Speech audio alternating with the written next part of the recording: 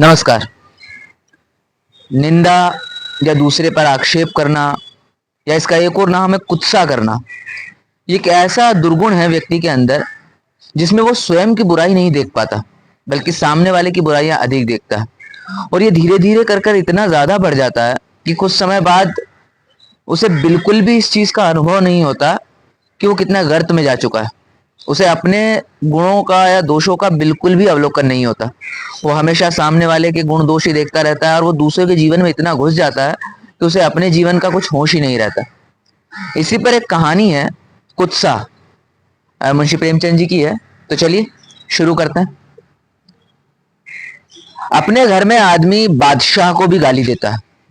एक दिन मैं अपने 2-3 मित्रों के साथ बैठा हुआ एक राष्ट्रीय संस्था के व्यक्तियों की आलोचना कर रहा था। हमारे विचार में राष्ट्रीय कार्यकर्ताओं को स्वार्थ और लोभ से ऊपर रहना चाहिए। ऊंचा और पवित्र आदर्श सामने रखकर ही राष्ट्र की सच्ची सेवा की जा सकती है। कई व्यक्तियों के आचरण ने हमें क्षुब्ध कर दिया था और हम इस समय बैठे अपने दिल का गुबार निकाल रहे थे।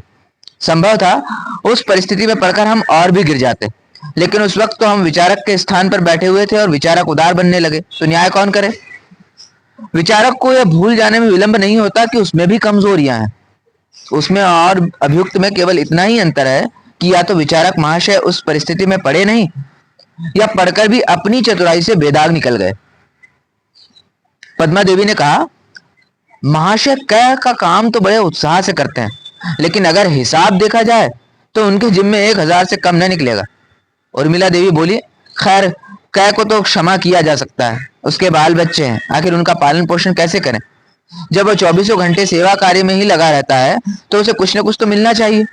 उस योग्यता का आदमी 500 रुपए वेतन पर भी न मिलेगा।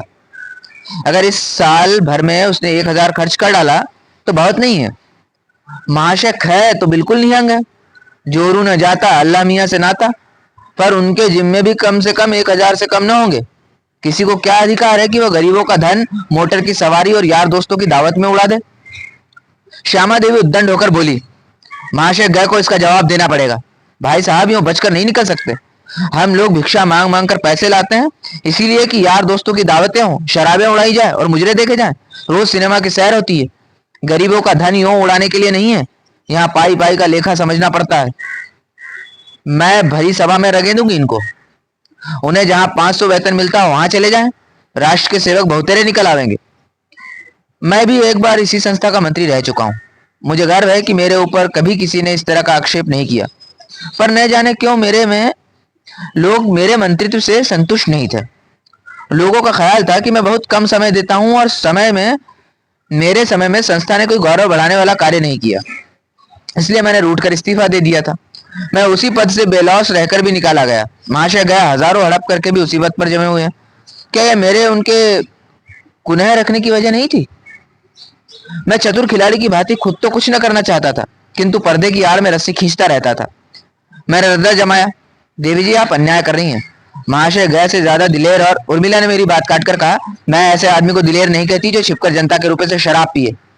जिन शराब की दुकानों पर हम धरना देने जाते थे, उन्हीं दुकानों से उनके लिए शराब आती थी। इससे बढ़कर बेवफाई और क्या हो सकती है। मैं ऐसे आदमी को देशद्रोही कहती हूँ। मैंने और खींची, लेकिन ये तो तुम भी मानती हो कि महाशय गए केवल अपने प्रभाव से हजारों रुपए चंदा वसूल कर लाते हैं। विलायती कपड़े को रोकने का उन्हें जितना श्रेय मिला दिया थोड़ा है। उर्मिला देवी कब मानने वाली थी, बोली, उन्हें चंदे इस संस्था के नाम पर मिलते हैं, व्यक्तिगत रूप से एक ढेला भी लावे तो कहूं। रहा विलायती कपड़ा, जनता नामों को पूछती है और महाशय की तारीफें हो रही हैं, पर सच पूछिए तो ये श्रेय हमें मिलना चाहिए। वो तो कभी किसी दुकान पर गए भी नहीं। आज सारे शहर में इस बात की चर्चा हो रही है। जहां चंदा मांगने जाओ वहीं लोग यही आक्षेप करने लगते हैं। किस किस का मुंह बंद कीजिएगा। आप बनते हैं तो जाति के सेवक, मगर आचरण ऐसा कि शोधों का भी ना होगा। देश का उद्धार ऐसे विलासियों के हाथ नहीं हो सकता, उसके लिए त्याग होना चाहिए। यही आलोचनाएं हो रही थी कि दूसरी देवी आई, भगवती। बेचारी चंदा मांगने आई थी, थकी मांदी चली आ रही थी। यहाँ जो पंचायत देखी तो रम गई। उनके साथ उनकी बालिका भी थी, तो 10 साल उम्र होगी। इन कामों में बराबर माँ के साथ रहती थी। उसे जोर की भूख लगी हुई थी। घर की कुंजी भी भगवती देवी के पास थी। पतिदेव दफ्तर से आ गए होंगे, घर का खुलना भी जरूरी था, इसलिए मैंने बालिका को उसके घर पहुंचाने की सेवा स्वीकार की। कुछ दूर चलकर बालिका ने कहा, आपको मालूम है महाशय गए शराब पीते हैं। मैं इस आक्षेप का समर्थन न कर सका। भोली भाली बालिका के हृदय में कटुता, द्वेष और प्रपंच का विष बोना मेरी ईर्ष्यालु प्रकृति को भी रुचिकर न जान पड़ा। जहाँ कोमलता, सारल्य, विश्वास और माधुर्य का राज होना चाहिए, वहां कुत्सा और क्षुद्रता मर्यादित होना कौन पसंद करेगा? देवता के गले में कांटों की माला कौन पहनाएगा? मैंने पूछा, तुमसे किसने कहा कि महाशय गाय शराब पीते हैं? वाह, पीते ही हैं, आप क्या जाने? तुम्हें कैसे मालूम हुआ? शहर के लोग कह रहे हैं। शहर वाले झूठ बोल रहे हैं। बालिका ने मेरी ओर अविश्वास की आंखों से देखा। शायद वो समझी मैं भी महाशय गय के ही भाई बंधों में हूं। आप कह रहे हैं महाशय गय शराब नहीं पीते? हाँ, वो कभी शराब नहीं पीते। और महाशय कै को जनता के रुपए भी नहीं उड़ाते? ये भी असत्य है। और महाशय कै मोटर पर हवा खाने नहीं जाते? मोटर पर हवा खाना अपराध नहीं है। अपराध नहीं है राजाओं के लिए, रईसों के लिए, अफसरों के लिए, जो जनता का खून चूसते हैं, देशभक्ति का दम भरने वालों के लिए बहुत बड़ा अपराध है। लेकिन ये तो सोचो, इन लोगों को कितना दौड़ना पड़ता है। पैदल कहां तक दौड़े? बैलगाड़ी पर तो चल सकते हैं। ये कुछ बात नहीं है। ये लोग शान दिखाना चाहते हैं, जिसमें लोग समझे कि ये भी बहुत बड़े आदमी है। हमारी संस्था गरीबों की संस्था है। यहाँ मोटर पर उसी वक्त बैठना चाहिए जब और किसी तरह काम नहीं चल सके। और शराबियों के लिए तो यहाँ स्थान ही नहीं होना चाहिए। आप तो चंदे मांगने जाते नहीं, हमें कितना लज्जित होना पड़ता है आपको क्या मालूम? मैंने गंभीर होकर कहा, तुम्हें लोगों से कह देना चाहिए, ये सरासर गलत है। हम और तुम इस संस्था के शुभचिंतक हैं। हमें अपने कार्यकर्ताओं का अपमान करना उचित नहीं। हमें तो इतना ही देखना चाहिए कि वे हमारी कितनी सेवा करते हैं। मैं ये नहीं कहता कि क ख ग में बुराइयां नहीं है। संसार में ऐसा कौन है जिसमें बुराइयां ना हो? लेकिन बुराइयों के मुकाबले में उनमें गुण कितने हैं ये तो देखो। हम सभी स्वार्थ पर जान देते हैं, मकान बनाते हैं, जायदाद खरीदते हैं, और कुछ नहीं तो आराम से घर में सोते हैं।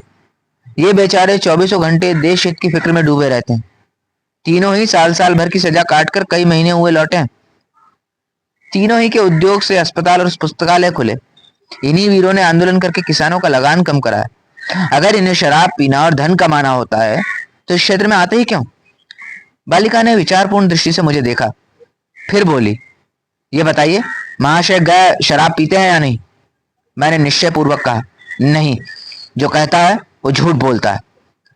भगवती देवी का मकान आ गया। बालिका चली गई। मैं आज झूठ बोलकर जितना प्रसन्न था उतना कभी सच बोलकर भी न हुआ था।